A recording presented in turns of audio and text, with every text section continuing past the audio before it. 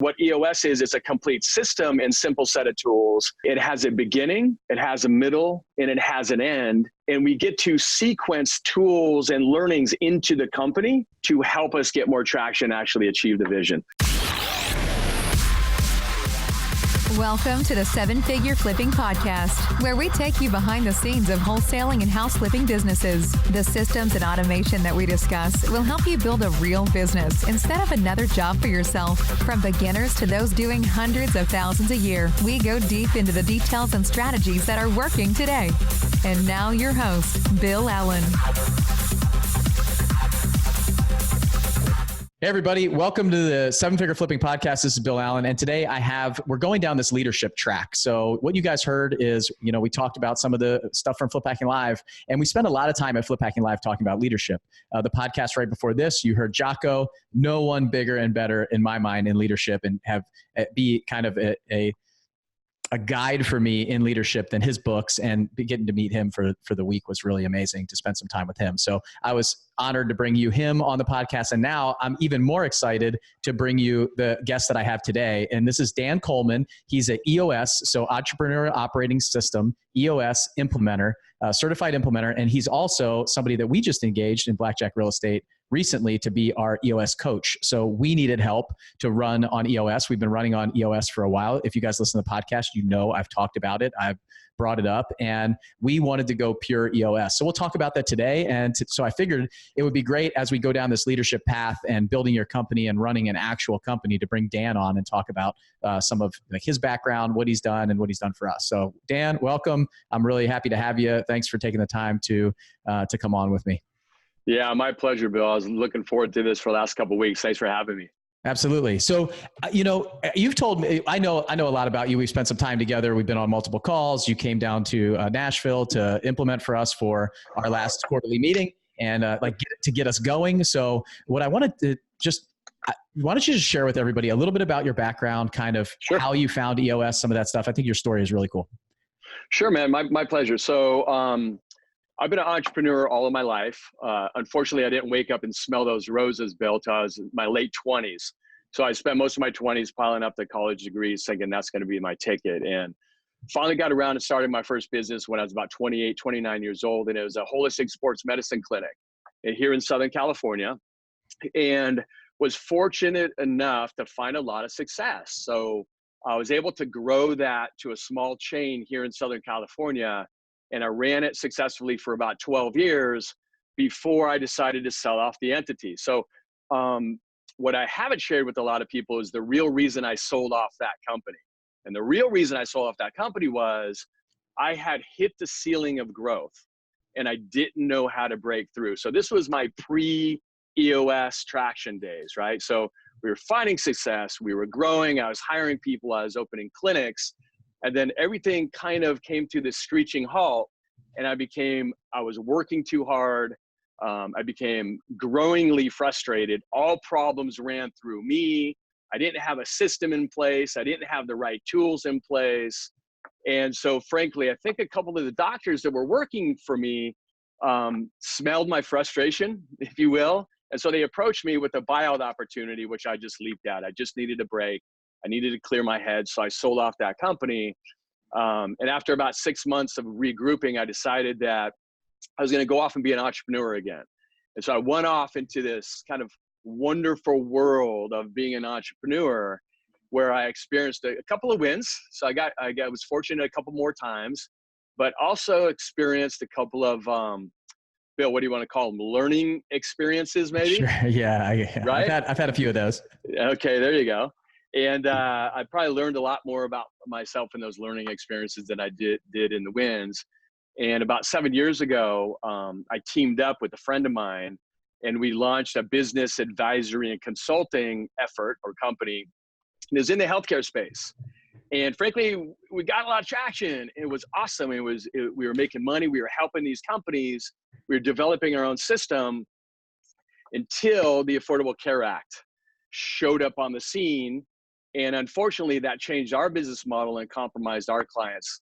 So much so that we decided to wind down that entity. And probably a bit serendipitously for me, somebody gifted me the book Traction, which is right behind me. And Traction overview, it's an overview of EOS that stands for, like you said, the Entrepreneurial Operating System. And I'm a reader of the business books, right? It's my hobby, my passion. And when I read that darn book, I gobbled it up in a couple of days. I just devoured it.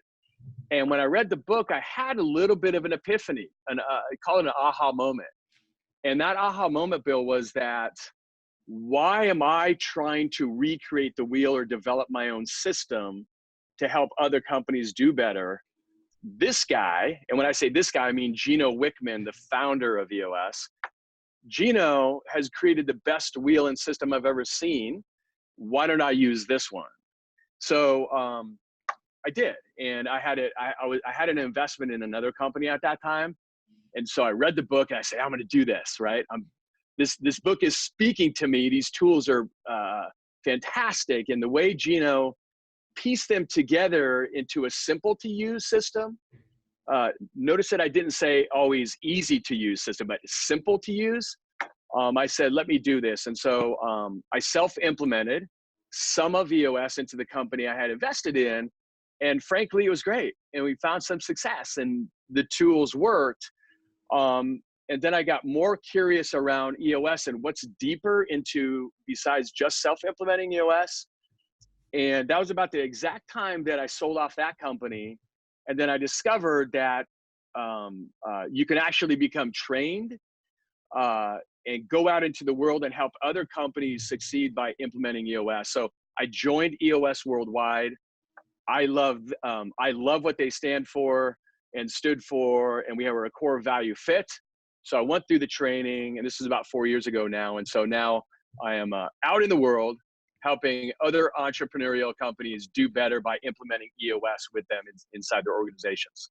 Awesome. Well, so you mentioned something in the beginning, and it's like hitting that ceiling, right? And that's like one of the exercises and things that you go through in this EOS setup. So hitting the ceiling, like, you're talking to every single person that listens to this. We've all hit a ceiling at some point. We've all gotten to that point where we're like, I don't know how to get past this, right?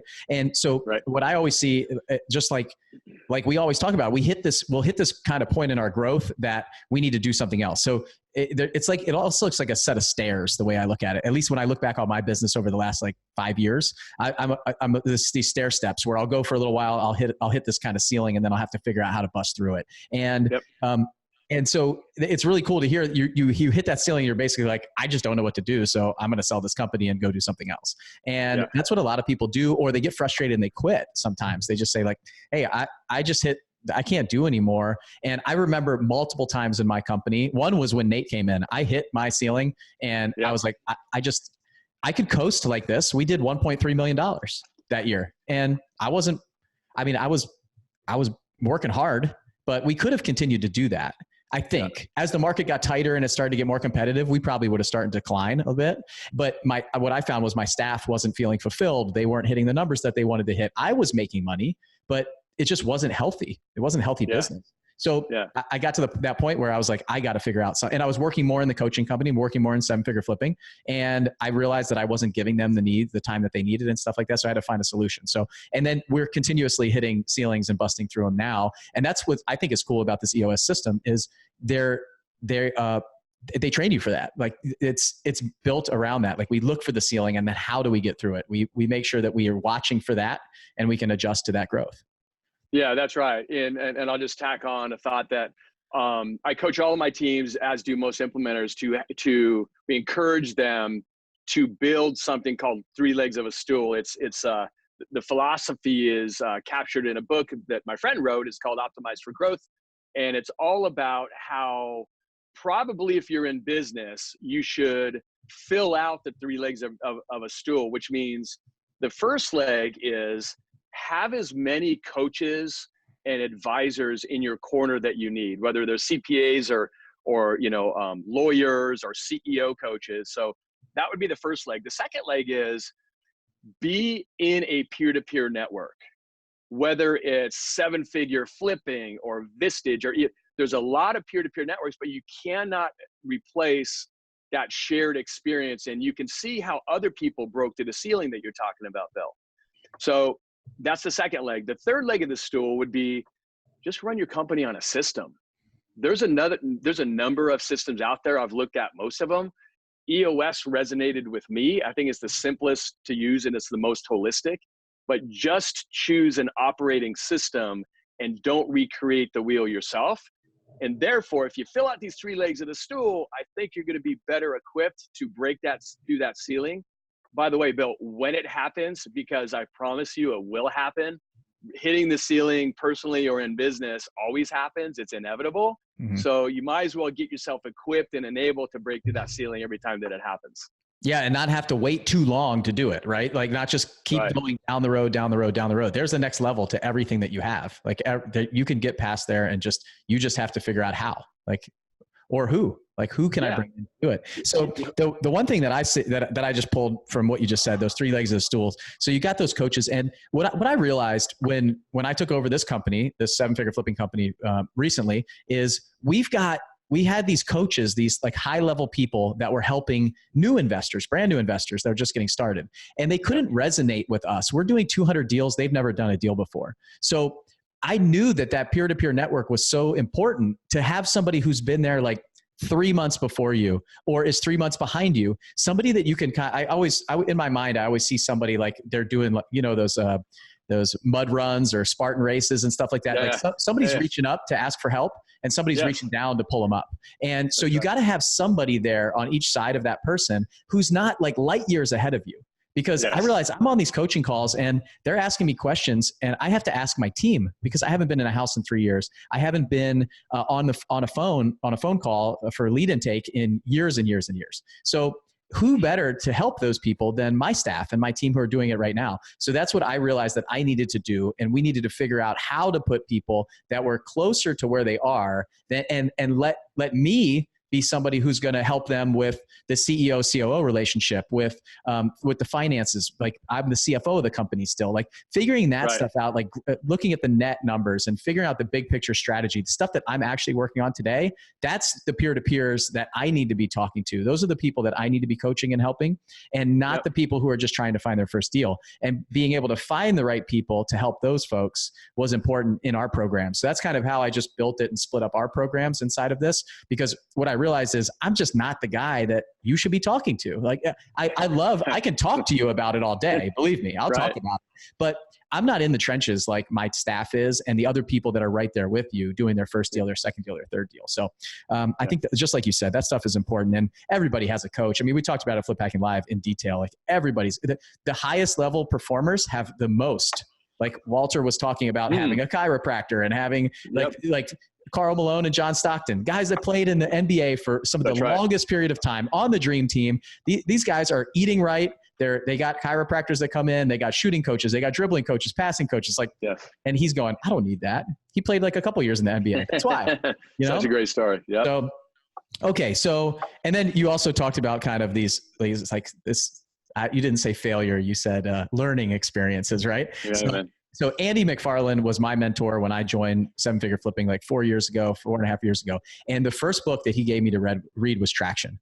And it was great. I just devoured that book just like you did. I was like, man, I got to figure out how to do this and implement it myself. But he also gave me the Mike Tyson quote. And so I always think about it when people say that. It's like, it's getting punched in the face, right? Yeah, that's right. Those learning lessons and we get punched in the face over and over and over again in this business, any business we've ever done.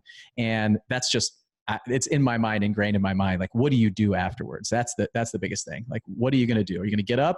You're going to stay down? What is it? So that book Traction, I read it. We self-implemented in our company. So, or I did myself. I tried to like loosely run, even way before Nate, I tried to loosely run this thing off of Traction, where I'd have these meetings. I'd have this kind of scorecard, kind of these that we would work on. We'd meet every quarter because I didn't live in Pensacola at the time. So I would come down and meet with my team every quarter, and we'd do some form of the quarterly meeting. It was very just kind of like, what's going on? But I was the guy. I was always the guy. It wasn't necessarily the right people that people analyzer, some of the other tools that are used in there is just so powerful. So what drew you to, like, what was the thing that drew you to EOS? So you had been doing this, you were helping other companies at the time. And this thing, you said it spoke to you. Like, what do you think the tools in there for those people who don't know anything about it? Sure. Like, what is it about EOS that's so simple and so easy to use? Well, I think that simple. Yeah, simple, not easy, right? So I think that what really spoke to me from the book Traction was that, first of all, I had perspective, right? So I had been beat up in business. I had a couple of those learning experiences. I had hit the ceiling in growth with a company that I founded and ran for 12 years, and I became stuck. And so for whatever reason, the time was perfect for somebody to give me that book, and it happened. And so the timing was good. I had perspective. I've been through the trenches. I've been knocked down. Hopefully you try to get up more times than you get knocked down and keep going. But what spoke to me was that when I read EOS, most of the tools, I already heard about them. They were called something different. They're like scorecard was called, KPIs, right? Or even scoreboards. Accountability chart was org chart, right? Vision Traction Organizer was a long-term plan, and BHAGs and all these different things. So when I read the book, it took all of the, let me start with a quick definition of what EOS is, if you don't mind. So, yeah, absolutely. So just to level set anybody that hasn't been exposed to EOS, EOS stands for the Entrepreneurial Operating System, and it's overviewed in the book Traction that's behind me. And there's now 5 EOS books in our library that speak kind of to different parts of EOS. Okay, so what EOS is a complete system and simple set of business tools that helps organizations and companies in 3 macro or major areas that we call vision, traction, and healthy. Okay, so vision from the standpoint of we get the team to crystallize and clarify that vision with where you want to go, but also how you're going to get there and get everybody on the same page with that. Traction from the standpoint of bringing in discipline and accountability. So everywhere you look in your company or in your team, everybody's actually executing on that vision. And the third piece is healthy, which means what I help all my teams do, just like all EOS implementers, is we help to build a healthy, functional, cohesive team that actually can get traction and execute on that vision. Because Bill, you probably know more than anybody that as goes your team, so goes your company, right? Yeah, absolutely. If you don't have the right team in place, if you don't have discipline and execution and traction and accountability, you'll never achieve your vision. So what EOS is, it's a complete system and simple set of tools. And most of the tools I had already heard of or tried to use in other shapes or forms inside the business, right? So circling back, that's a long-winded answer to your question. Circling back, what spoke to me the most was that it's a complete system. It has a beginning, it has a middle, and it has an end. And we get to sequence through the process, through the EOS proven process, sequence tools and learnings into the company to help us get more traction, actually achieve the vision. So the piece that spoke to me mostly was it was a complete system that connected the dots to all of the useful fundamental business tools that organizations should be using. Yeah, that's the highlight. I love that. I think the one thing that for me it was the accountability piece. Like I felt like I didn't have any accountability inside the company. I was just running. I was like on a treadmill running, and there was no controls, no stop. I had like you said, there's a beginning, middle, and end. There was no end in sight to what I was doing. It was just, I didn't have a system. I had no idea. We set some goals for the quarter. We wouldn't hit them. I wouldn't necessarily know exactly why. Each week I didn't have a meeting with everybody where they came with, like we have now, we have our to-dos for the week. So it's a 1 week thing. It's either you've done it. It's got to be done in the end of the week. And we show up at the meeting, and if there's to-dos that aren't done, everybody is sitting there going, why didn't you do it? Like, and there's none of this, oh, well, I have all these excuses. It goes right in line with the extreme ownership concept that we talked about on the last podcast. Sure does. It's right there. It's like, okay, yeah, I didn't get it done. This is why. It's my bad. Everybody's looking at you. Like you accepted the to-do in the meeting the week before. You said, I'm going to get it done, and I didn't get it done, and this is why. but like we are sitting there looking at you and everybody's open and honest, which I love. There's a lot of these things that come from this that is just, the other thing that I love is at the meetings, we kind of pull ourselves out of our seats of who we are and we work on the business. Everybody talks about that, work on the business instead of in the business. Like, and it's like this cliche phrase now that everybody in the real estate business, everybody who thinks they're running a company says, but are you actually doing it? That's the question. Like, are you actually saying, I'm not the CEO, I'm not the COO, I'm not the marketing manager, I'm not the director of this, and saying, I mean, we have people in our quarterlies that say, I need to put myself on the issues list. Yeah, that's right. And on that point, so this word of accountability, right? So when you're getting a business started, we see it time and time again. It's kind of the entrepreneurial curse sometimes, where you take everything on your own shoulders and you're running around trying to hold people accountable, right? Well, that's not sustainable. We only have so many hours a day, so much energy in the day, in the week, in the month, the quarter, the year. And so another thing that resonated with me with the EOS system, the platform, and the set of business tools is that when the company is actually running on EOS, the system of EOS with all of the tools working, what happens is it's a culture of accountability develops. So when you come to these levels, it's called an L10 meeting in EOS lingo, a leadership meeting every week. If you start showing up to that meeting and your stuff's not done and your rocks aren't on track and your to-dos aren't done, then you're going to start to stand out like a sore thumb. And I actually go so far sometimes to tell my companies, like, I want that for you. I want you to start feeling uncomfortable if your work is not done just when you show up to these meetings, because you're really starting to let down the team, not just the owner that's running around trying to hold everybody accountable. It becomes a culture of accountability. So, and that speaks to Jocko's work in extreme ownership, like almost one for one, right? And the second thought that I'll add on there, Bill, is that, leadership team. So I define, and EOS defines a leadership team as the 3 to 7 people at the helm of the organization, like steering the company to greatness, right? And I realize a lot of your listeners don't have a full-blown company yet, and they might be a solopreneur or one person. So they're still the leadership team for now. You're just that person or 2 people are wearing multiple hats. Okay. But anybody on a leadership team, we try to get them connected to the fact that you got to get great at managing 2 activity streams, really. So the first activity stream, I'm just sharing a mental framework right now. The first activity stream is you got to run today's business, right? Drive the activities, spin the plates, put out the fires. It's running today's business. And if you run fast enough, then hopefully you'll get some dollars in the door every week and every month. But the second activity stream that in the beginning, most people aren't attached to is doing the big things that will help you build your business of tomorrow and help you achieve your vision, right?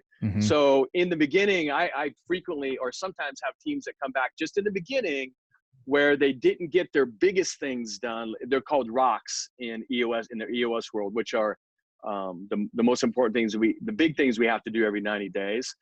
And I've heard more than a couple of times where the team member would say, well, I was too busy to get my rocks done because I was busy working in the business, right? So going forward, hopefully the framework is you got to get good at 2 activity streams, running today's business, but also building the business of tomorrow. Yeah, I think that's important because a lot of times it's like the hamster wheel analogy, right? And just like the treadmill I was talking about, all you're doing is running today's business and you're not looking at the future. You have no vision. You're not, and that's what that's probably what a lot of people that are listening to this podcast are doing right now. They're just looking for the next deal. They're like, it's so transactional in our world that they're just looking for the next deal to fill up the coffer. But what happens is you go out and you might spend $8,000 to find the next deal and make 9. And then the same thing happens over and over again. You're not looking at the big picture. Like you're actually not making very much money. You're working for $6-7 an hour. And if you have staff, you might be losing money. So you got to lift yourself up. And it's honestly like part of all of these things have come into play for me to figure out how to rebrand this company with this runway group that I created and this altitude group. In my mind, this altitude group, what I see is we've got these business owners that are running they're making hundreds of $1,000s in profit. They should probably have a couple staff, and they're trying to get up into the sky, into altitude, look forward, look at the vision down the road. And those are the people that can do that. But a lot of times what happens is those business owners, they get stuck down in the weeds, down on the ground, down in just dealing with the fires because they don't have the right people, like you said. They don't have the people that they know that are A players that can go out and operate autonomously with accountability built in. We finally got to the place in my company where I think we have the right people who can go do that. Because I mean, look, Nate and I went to a Predators game this week. We were invited by one of our bankers. It was fantastic. Thank you, Jimmy. And we were up in one of those like skyboxes, right? And I heard Nate talking to him, and Jimmy is also a real estate investor in Chattanooga. So he was saying, hey, I had this deal over here that you guys just sent out. It looks like it's doing, and Nate goes, I'm not really sure about what deal you're talking about. And I'm listening to this going, man, how my COO doesn't know because the team is taking care of that stuff. So he is even removed from those day-to-day operations now. And we're starting to get to the point where our middle level managers, those managers are starting to hold their own and be accountable. And he doesn't have to babysit them and get in their Cheerios all the time. So really awesome to see that start happening now. And when I overheard that, I just looked at him and I said, yes, like this is good stuff. We are getting to the point where neither of us know what house they're talking about, what deal they're talking about, how much was made on that property, because he's able to elevate himself too and start working on going into the new markets that we're going into, doing all of those things. So it's really amazing stuff. So we've got this. Okay. So we talked about traction. We talked about EOS. Now I want to take it back a little bit. So for our listeners, like who is this kind of EOS, this entrepreneurial operating system right for? And like, so who is like, if I got somebody who's just by themselves, then you got a company that's doing, I don't know, $500 million. Like what is their target client basically? Like who should be looking at this and using this?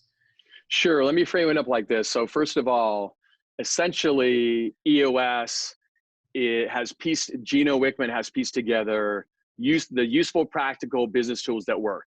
We've been working for the last 100 years. They'll be around for another 1,000, right? So on that level, EOS is number one, it's industry agnostic. It works in every business. If there's people in the business, the tools will work, right? There's 3 different levels of engagement. So if you look at EOS, maybe read the book Traction with the goggles on, that these are just business fundamentals. They'll work in any business, okay? However, to engage with an EOS, there's different levels of engagement depending on where you are in your evolution of business. Okay.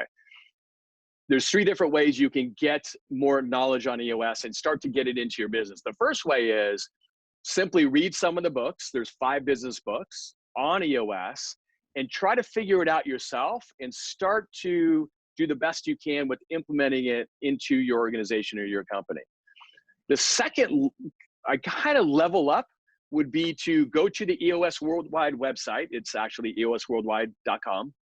And you can join Basecamp and you get some video training about how to implement the tools.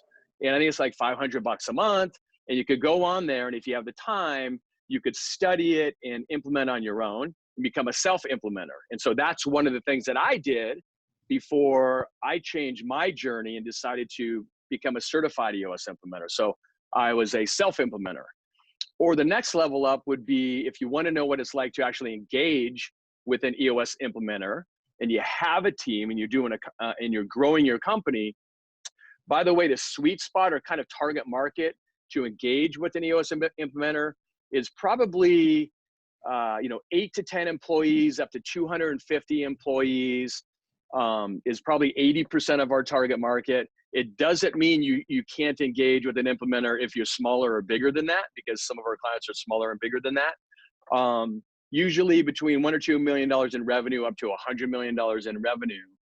And the psychographic of the target market to engage with the EOS implementer is you got to be open. You want to be open and honest with your team.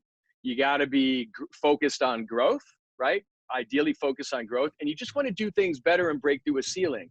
And so you probably been experiencing some frustration. So that's the long-winded answer to, there's 3 levels to engage. The target market to engage with an implementer is in that, 1 to 2 million up to 100 million, probably 8 to 10 employees up to 250. You have to have that mindset of being open and honest and wanting to grow. And if you might be a little smaller than what I'm describing, EOS still works. Yeah. Go to the EOS Worldwide website and download some of the free downloadable tools, or engage on Basecamp, and pay the money and learn some of this and get it in. But if you want to engage with an implementer, email my assistant. It's admin@rockettraction.com. I just want to be a resource, and we'll happily have a conversation with you and try to connect you with a great implementer in your area. Be our pleasure. Okay. Yeah, we'll include that in the show notes, guys, in case you want to get a hold of Talia. So you kind of just explained my journey. So you kind of described it. So I read the book Traction. I tried to loosely implement some of that stuff. And then Nate and I talked about it on a podcast that we did. When I hired Nate, the first thing that we said, so I do want to get into some of the Rocket Fuel stuff and some of the other books. So sure. I had him read Rocket Fuel, which is also a Gino Wickman book in the Traction library and, or the EOS library. And so what we both filled out that, assessment, right? So the visionary integrator assessment, and I saw where he was. And I said, hey, the first thing that we need to do is have you take over and just implement EOS in the business. And because I've been loosely operating off of this concept, this idea. We weren't doing L10 meetings. We weren't having specific rocks. We weren't doing the people analyzer, none of that stuff. I was just I was in the hamster wheel on the treadmill. Okay. Yes. But I was loosely using some of those concepts to try to figure out, how I could bust through these ceilings, but I kept hitting them. I was hitting the ceiling. And when Nate came in, I was at a ceiling and get really frustrated. And so I said, we've got to implement this. I know this will be the game changer for us for the next level. So he came in and he actually engaged on Basecamp. So I remember. He got Basecamp. We watched some of the videos, used some of the tools in there, and he was implementing for us in that, at some of those, him and I sat down and did our VTO together, this idea. Yep. And we use that as this kind of training tool for him to see what my vision was for the company. And but I really struggled filling that thing out. And I always struggled with that. So we did that. And then, so we worked through, Nate was on Basecamp doing some of that stuff, trying to figure it out. And we did pretty well. It helped us. We actually brought somebody else in as well, had them help us as well to get up and running. That was a lot of help to have somebody come in and kind of implement for us outside of us. And then what we did was at one point, we got to a level recently and said, we've got to go pure EOS. I want an actual certified EOS implementer to come in. And that's when we kind of reached out to you. So that was kind of our journey, right? We just kind of went up that ladder that way. Yeah. Figured out. Yeah. I remember when Nate was self-implementing, we were self-implementing as a company, and Nate was the quote unquote implementer for all of our quarterly meetings. Even when we had engaged somebody else, we still did some of our quarterlies. That person came in and did some of our stuff. It was great. That was huge for us and helped us a lot. And what it allowed us to do to have somebody else run those meetings was Nate could get involved in the meeting. When we were self-implementing and Nate was running the meeting, he was a facilitator. He wasn't as engaged as he needed to be. And he was unconsciously driving the decisions as well. It was very clear that he was all right, we're going to do this. I'm going to shift these things around. We're going to do it in this different order based on time. And it's in an order for a reason. There are 3 days in the first session for a reason. That's right. We talk about things this way for a reason. And for us, it makes a lot more sense to do this than this than this. But when you came in and you were no, we're following the path, we're following the structure, it's this pure EOS.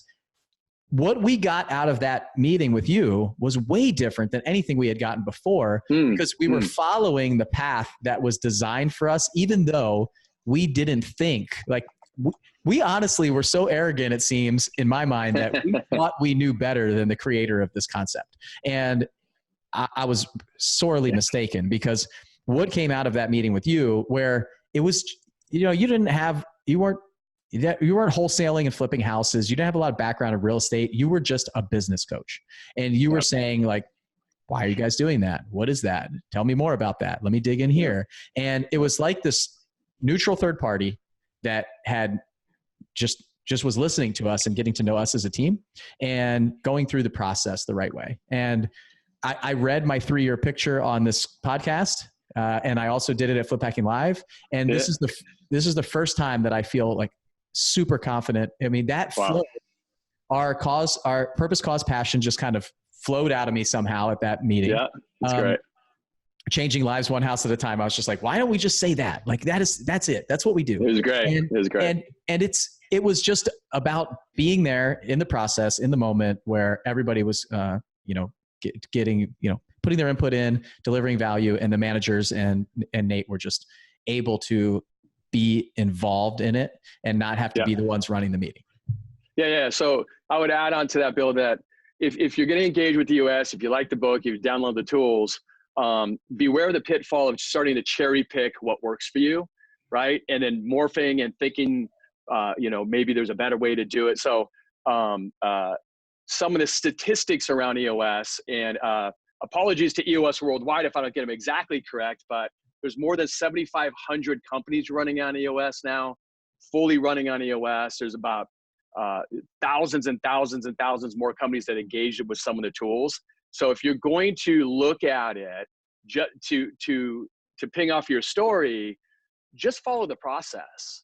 And part of the reasons companies sometimes choose to go with an implementer is good implementers will get in the room and they won't let you do just the easy stuff, right? Just the stuff that is going to go smooth, and avoid the painful stuff. We call it face the danger. So implementers, when they're in the room with your team, help you get after the stuff that's really holding you back, the elephants in the room, the things that are hurdles or obstacles from setting up that team to help you to actually achieve and arrive at your vision.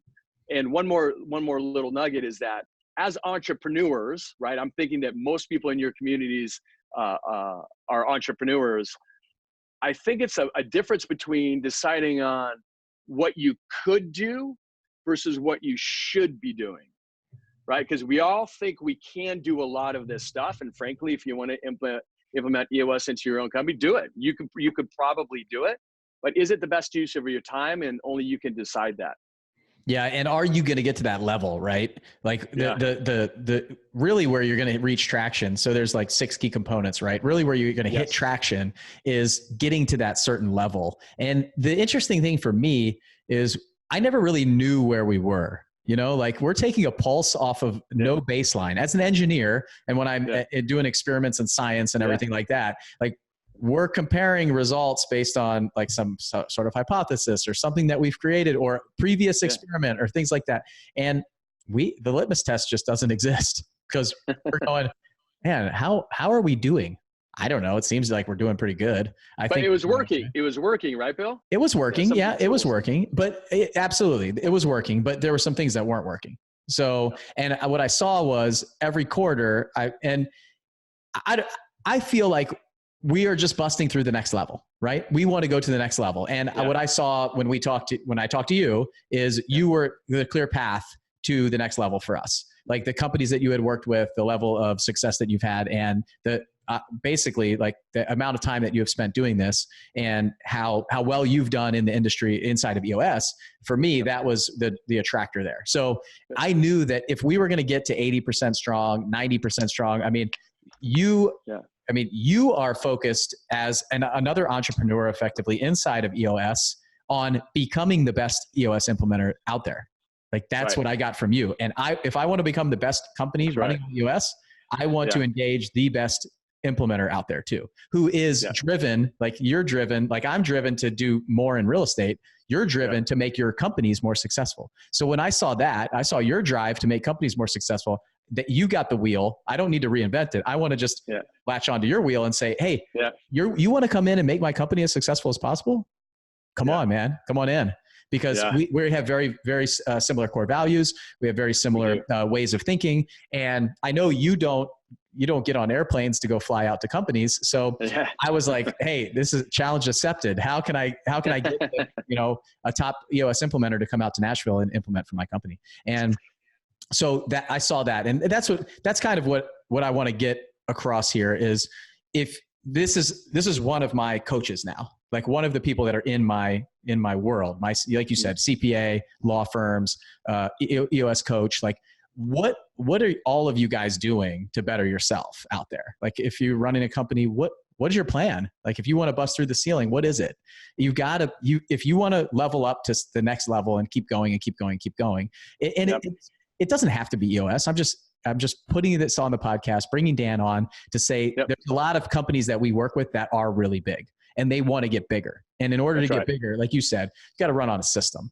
And a lot of them are, and a lot of them are trying to self-implement or doing something like that. So I think like Nate and I both believe in EOS so much that we wanted to go out and find somebody this is all they do. They're certified. It's a pure EOS system. And I think that's really helped us a lot. Our last meeting it's obvious to see kind of what we came out of there feeling just so good with those days that we had with you, that it really kind of moved the needle for us. And we're seeing our team, even like my staff is even more excited than they've ever been with bringing you in. So not only am I bringing in a coach for me and Nate, like the team sees that we are investing back in them and their success. And we really believe in this company, and this is an actual business. Like a lot of people are out there on a side hustle, and that's fine. If you want to flip houses and wholesale houses as a side hustle, but really my marketplace, the people that I want to reach with this podcast are people who really want to build a business and a company that has the ability to run without them if they want, or they can be as engaged and involved as they want to be. But it's a business, it's a company. You're changing other people's lives, the employees, you're changing, the neighborhoods, all the things that we do. Your investors are making more money. You are running a company just like if you had a bakery, or if you had a shoe store, or if you had a brick and mortar company, like it doesn't matter. Like Dan said, EOS can run any business, including real estate businesses. So what people don't see is they see, I'm just a house flipper, wholesaler. Like I'm not running a business. Well, if you're not thinking of this like a business, it does not have a future. You have no plan going forward. You have no vision. You're on the hamster wheel, just making money, actively making money. And that's okay. If that's what you want to do right now and that's where you are in your world, fine. But if you want to run a business, this is one of those ways to get to like actually design and build out a company that on a previous system on a system that is a proven process, right? So that's right. And I'll just add on to that, Bill, that there's nothing wrong with having a lifestyle business where you're not really focused on growth. You just want to do some deals here and there. Maybe real estate and flipping is a little bit of a hobby and it's supplementing your full-time job. But and I would still encourage you to engage with the system and business tools because it's still a business. But when you get really serious about jumping over that gap, that trough to make it a real business, then I would strongly suggest and recommend you engage with those three legs of the stool. So get into peer-to-peer network, right, of other like-minded people that can pull you up and you can learn from them. Have coaches and advisors in your corner and just choose a system. Don't try to recreate it yourself. There are some brilliant ones out there. EOS resonated with you. It resonated with me. I'm probably partial and biased. I think it's the best one on the planet, but just choose a system. And if you do those three things, you're going to get a lot more traction and have a better chance of achieving your vision. Yeah, I'll tell you why it resonated with me. It's because my coach at the time, Andy McFarland, told me, here's the book, read this, go do this. And I said, okay, done. Like I'm doing it. That's what you do? Fine. That's what I'm going to do. And he was self-implementing and loosely operating off of that system too. Yes. So I said, okay, I'm going to do that same thing. Why am I going to pay money to bring somebody in? I'm just going to do it myself.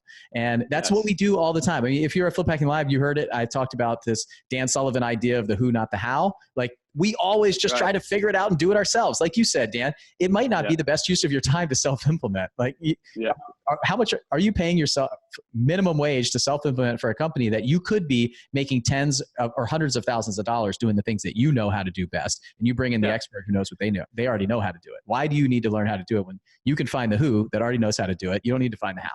So that's right. Okay. If you're newer to listen to this and you're going, man, these guys are talking about like $100 million companies and all this stuff and these really big businesses, like Dan said, just go check out the book, read the book, see if it's interesting. You will learn concepts off.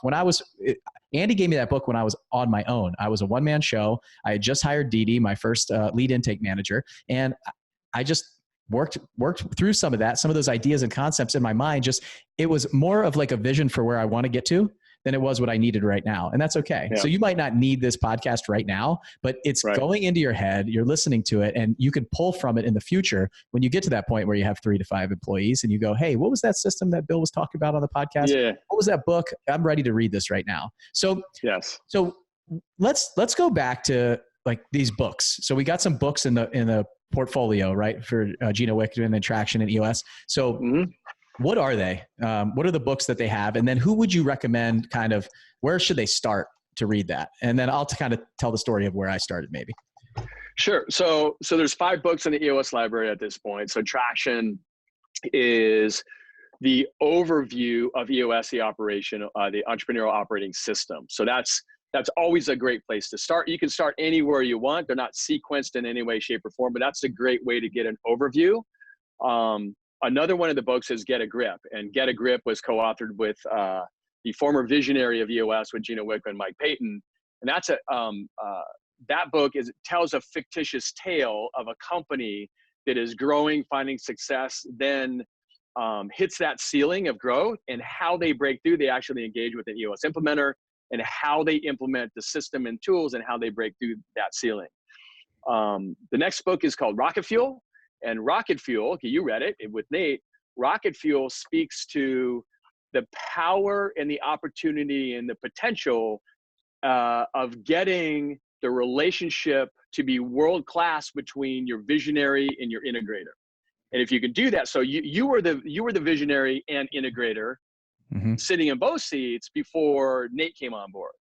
And when Nate came on board and he was the right person in the right seat for your integrator seat on your accountability chart, that really feeds you up to go do visionary stuff, right?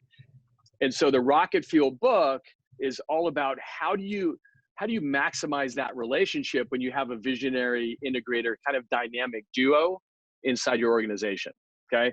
The 2 other books one is called What the Heck is EOS? It's kind of a smaller, simplified version of Traction, and I recommend for anybody outside of the leadership team and all of my companies, I make sure they get a copy of What the Heck is EOS. It's straight to the point, and it's all about what the heck is EOS, right? So that's number 4, and number 5 is How to Be a Great Boss, co-author with Gino Wickman and Renee Bohr. How to Be a Great Boss takes this is probably not perfect, but it's my perception. It takes the 10,000 books on the subject matter of how to be a stronger leader and how to be a stronger manager, and it puts it into a book with an easy to use formula about how to become a better leader and a better manager. And so those are the 5 books. Start anywhere you want. Traction is always the go-to. That was the first book, and it's my favorite business book of all time. Yeah. So I read Traction, and then I kind of stumbled across this book, Get a Grip, and I listened to it. I would recommend listening to that one. I really love it because it's almost like it was very quick. I think I got through it in like a day, actually. Yeah. I was on a drive and I was like, wow. I immediately texted Nate and I was like, you've got to read this. It was right before one of our quarterly meetings we were about to do. I was like, you got to read this right now.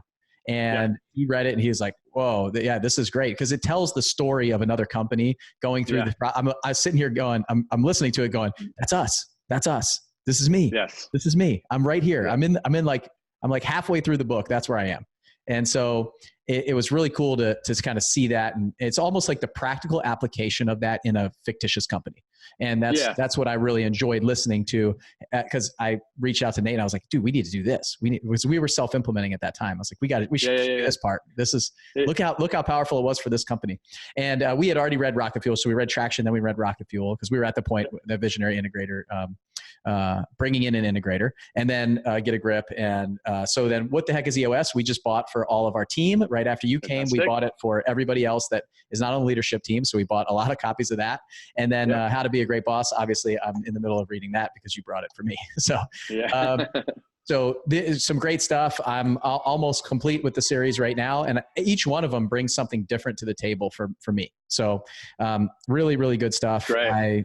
Wherever you are, I would say Get a Grip is very easy to just kind of without having to learn all the concepts and everything, you just kind of hear the story. And if you can see yourself in that business, having those problems in that story, then I would say take the next step and pick up traction, instead of maybe starting from, if you're an engineer like me, no problem starting with traction. But I hear it from a lot of people. They're like, man, this book makes a lot of sense, but there's a lot of concepts in here that I can't maybe put into practical. I can't in my mind put it into my company. And so then I say to them, go read Get a Grip or listen to it, and then come back to traction and you'll get it. So I think, I agree. And I'll just add that traction is almost the operational manual for EOS.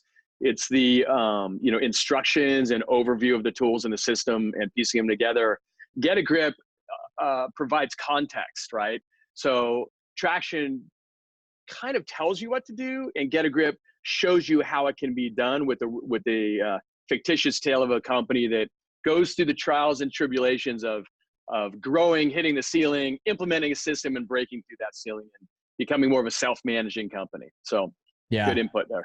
Yep, absolutely. So, okay, you mentioned right people, right seat. That is probably one of the biggest things that I got out. The accountability chart, right people, right seat. That, and because you talked about, if you got a company with people, the people are the most important. And when I was we were talking about Flip Hacking Live, everybody saw my staff come on. They've been on the podcast recently. We just played Val's presentation and Chad's presentation from Flip Hacking Live on the podcast.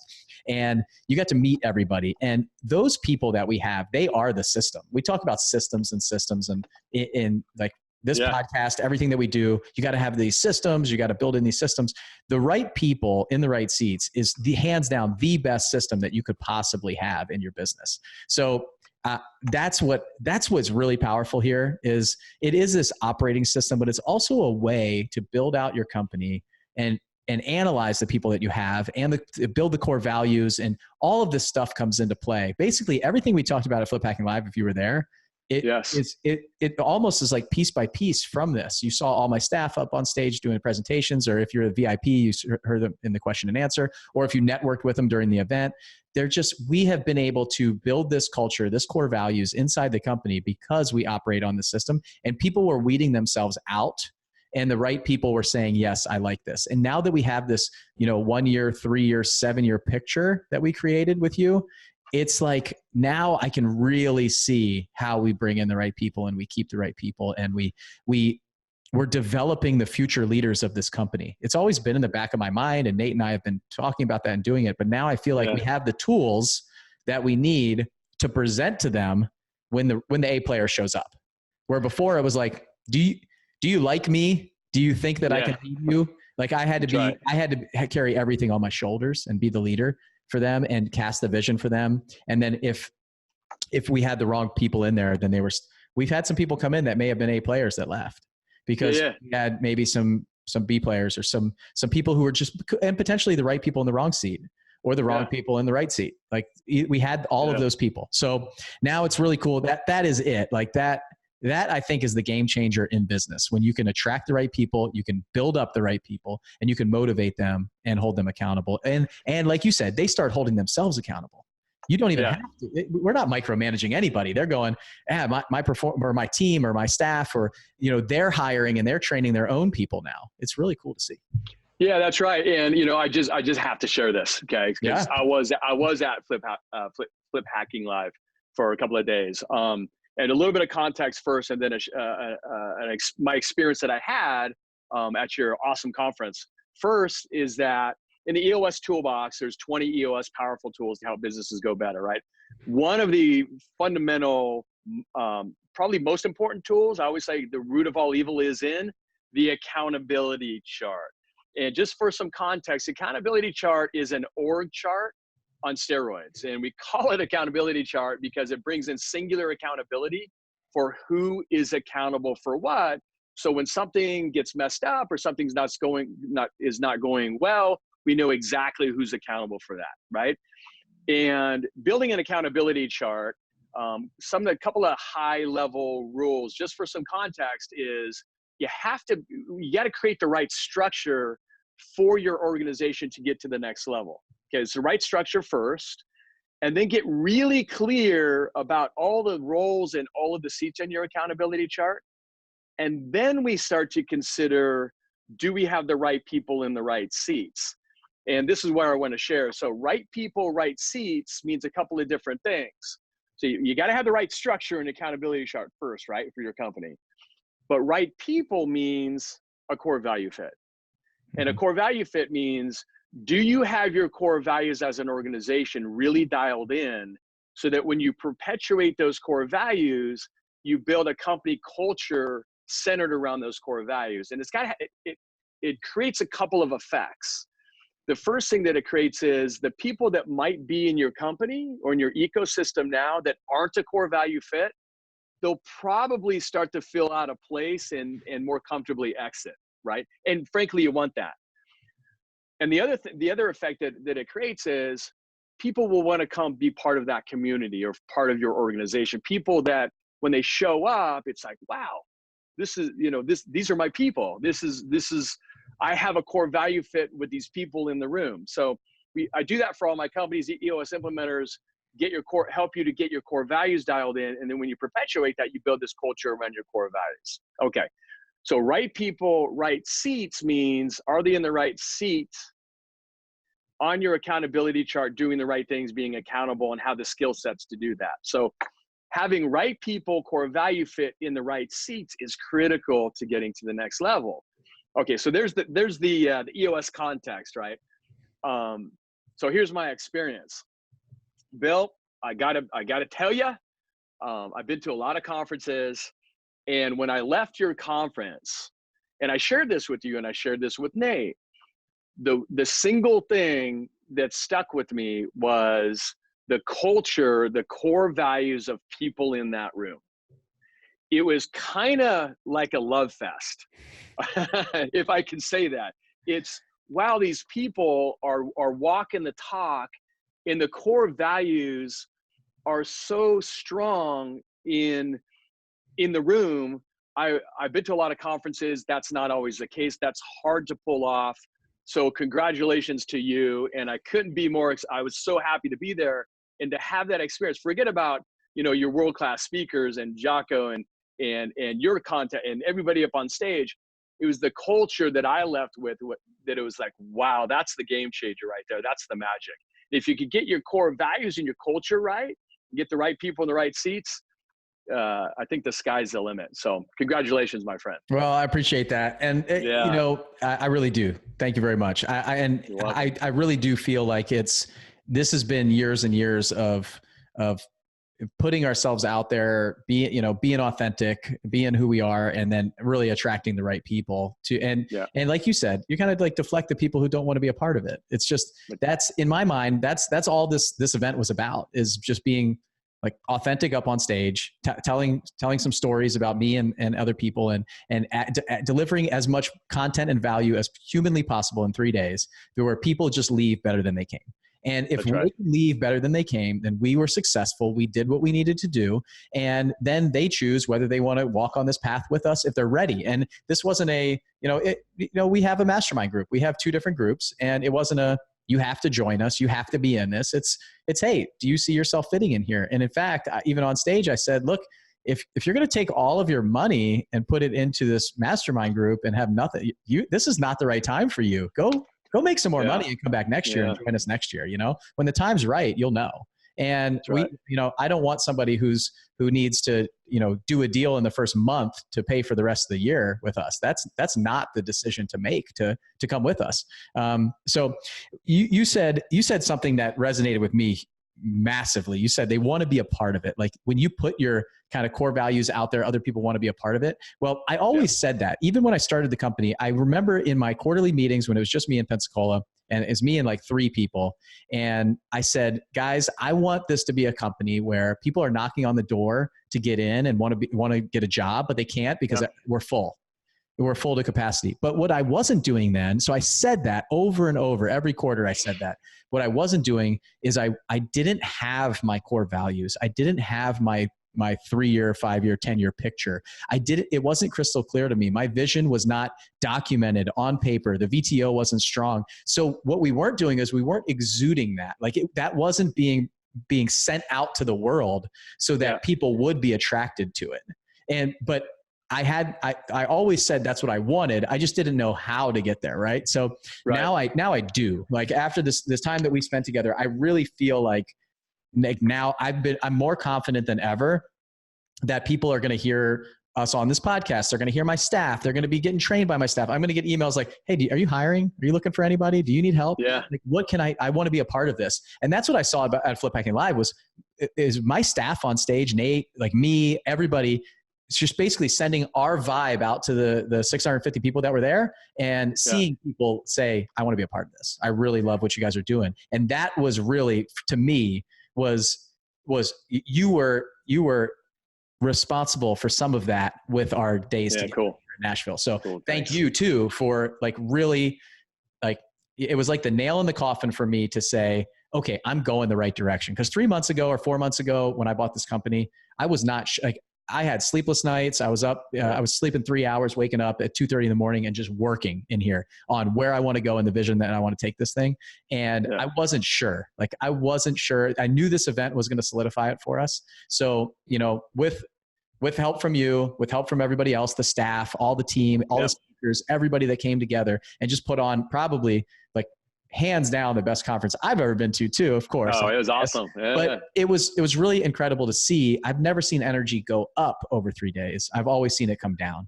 And I felt like at the end, people just did not want to leave. They're like, can I just get 2 more days of this, 3 more days? I mean, on Friday night, I'm sitting there. I was supposed to do a session from 7:30 to 9.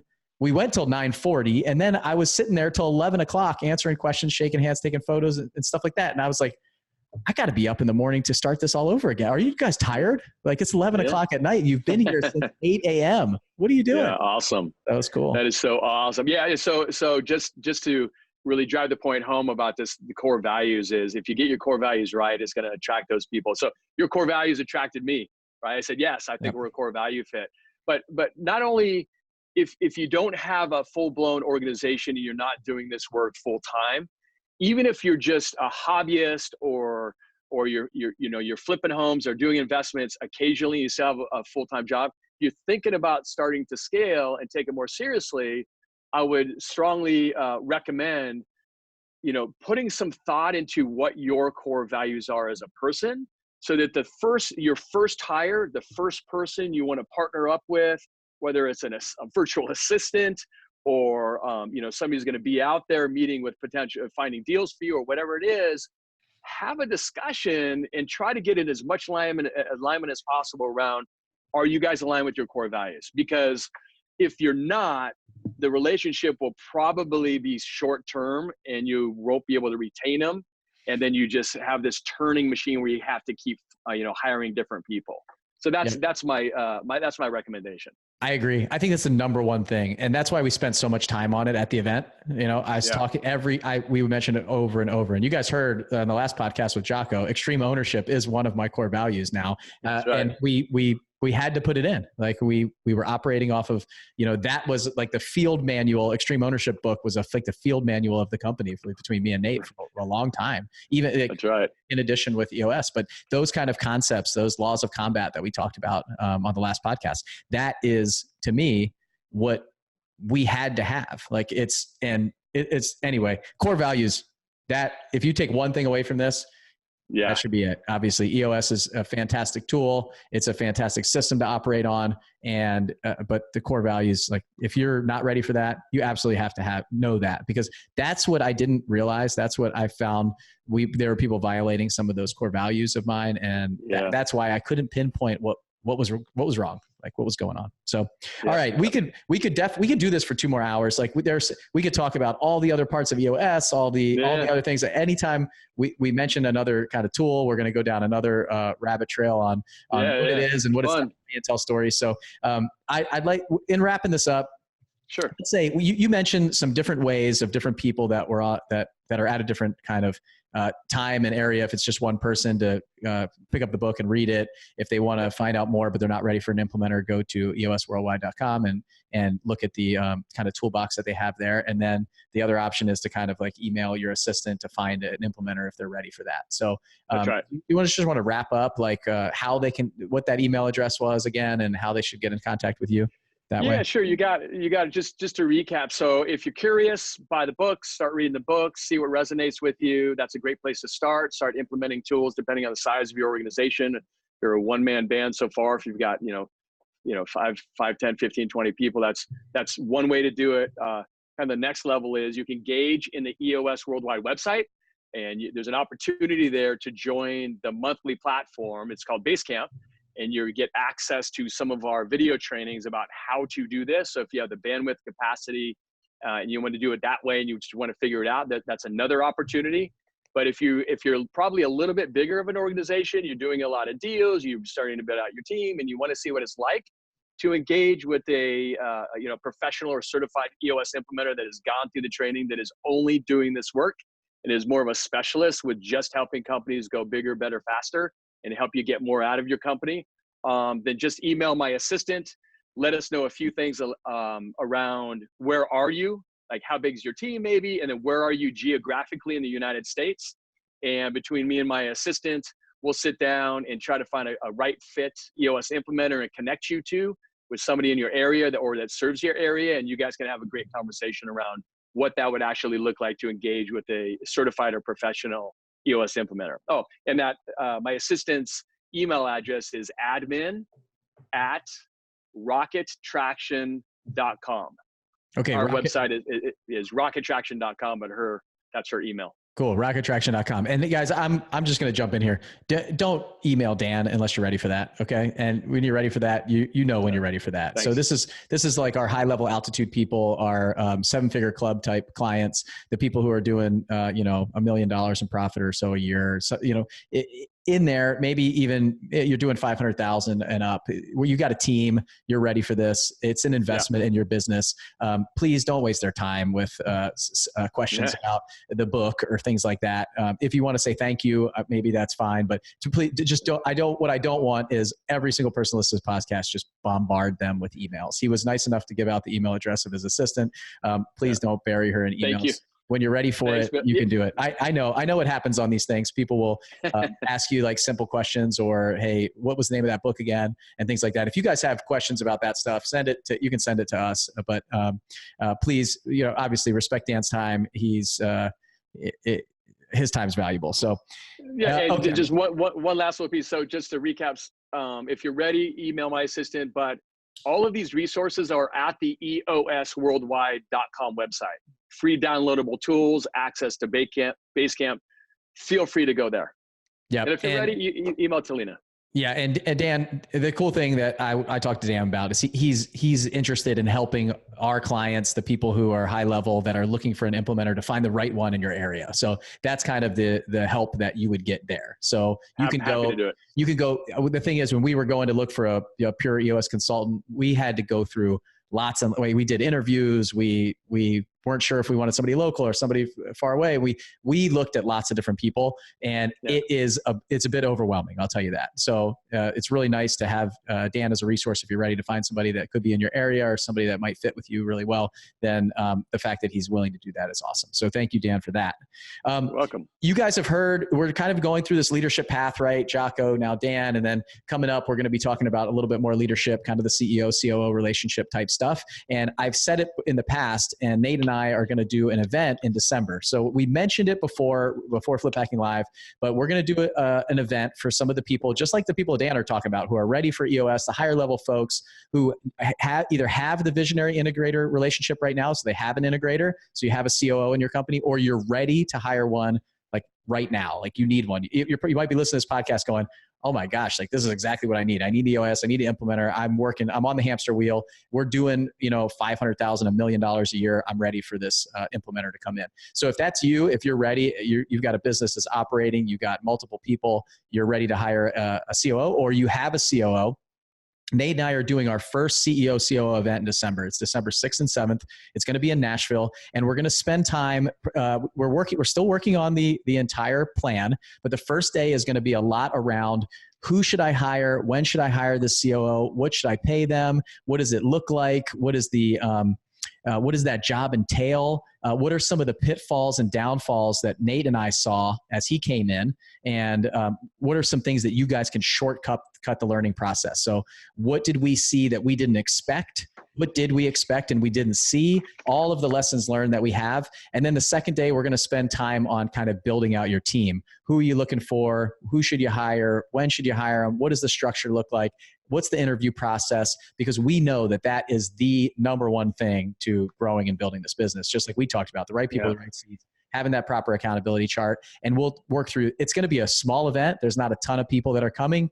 I don't want to fill it up. It's not going to be just, you can pay and you can come. You have to qualify for it. You got to be ready for it. You either have to come with your COO or you're ready to hire one and you tell us, hey, I'm ready. This is it.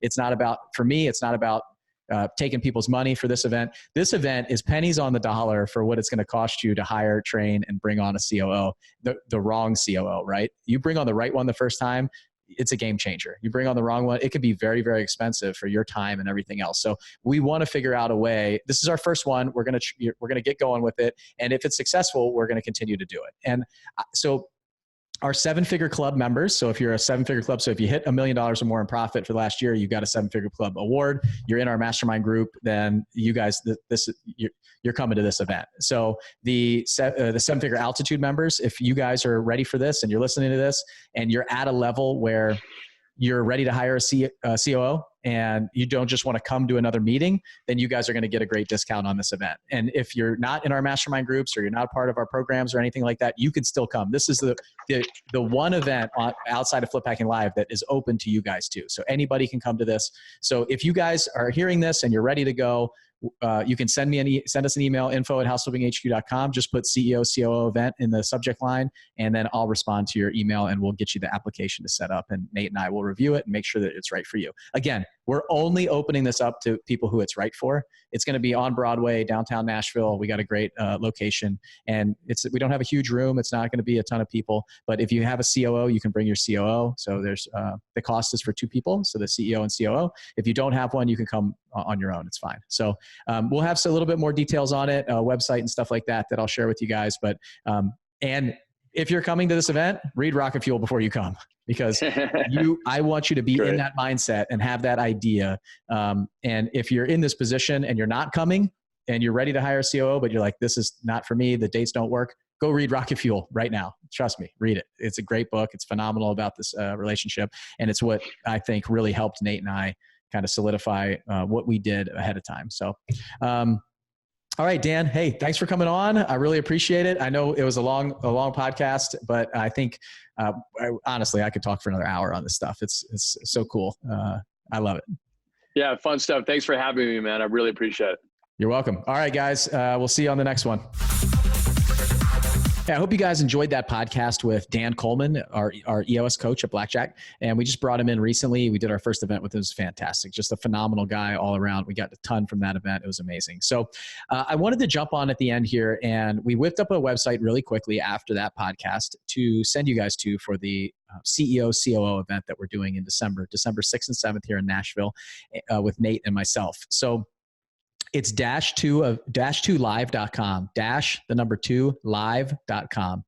So DASH-2live.com. And just to give you a quick background, we've rebranded the company. I set it up where I put my stamp on it, and aviation is kind of the theme, right? This altitude group, this runway group, and the 7-figure flipping structure. What I wanted to do was think about this event as this, in my mind, goes to aviation related terms, as we talked about at Flip Hacking Live and you guys have heard on the podcast. So -2 in military aviation is you've got a lead aircraft in a formation and you got a wing aircraft. So you got 2 aircraft in formation.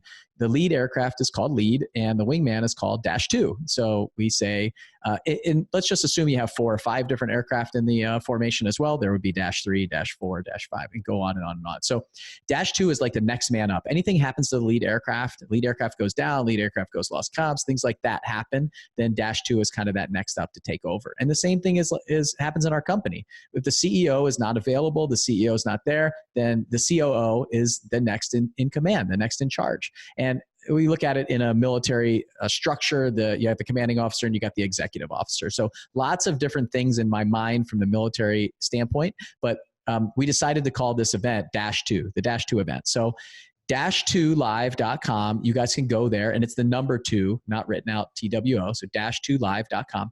Go there and you can see all the information about the event, location, stuff like that, and it'll have an application for you to fill out. So if you want to go, you've got to fill out that application. It doesn't matter if you're in our mastermind group or you're not in our mastermind group. If you think this event is for you, and remember, I said this event is only for you if you're ready to hire a COO, you currently have a COO, or you recently hired one, or you've had one for years inside of your company. It could be a flipping company, wholesaling company. Really, this is not going to be specific to those 2 things that we do. It's going to be in real estate in general company. So if you have a property management company or you have a large construction company, this is going to fit for anybody that's in the real estate space. We're not going to specifically talk about wholesaling and house flipping. We're going to be talking about leadership, about growing your company, about hiring a COO, training a COO, onboarding them. What do you do? How do you remove yourself from your business if you're the owner and CEO of the company on the day-to-day operations? So if that's for you guys, then go there, fill out the application. Nate and I are going to personally review all these applications and get back to you.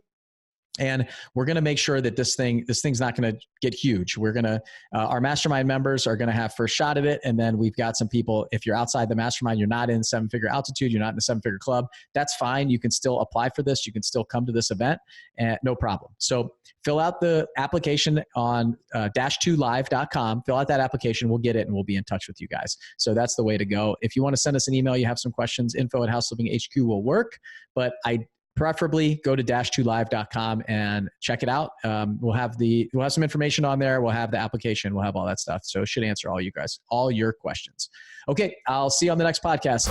Thanks for listening to the 7-Figure Flipping Podcast with Bill Allen. If you want to grow and scale your house flipping or wholesaling business, check out more insider tips and strategies from the nation's most successful real estate investors at 7figureflipping.com.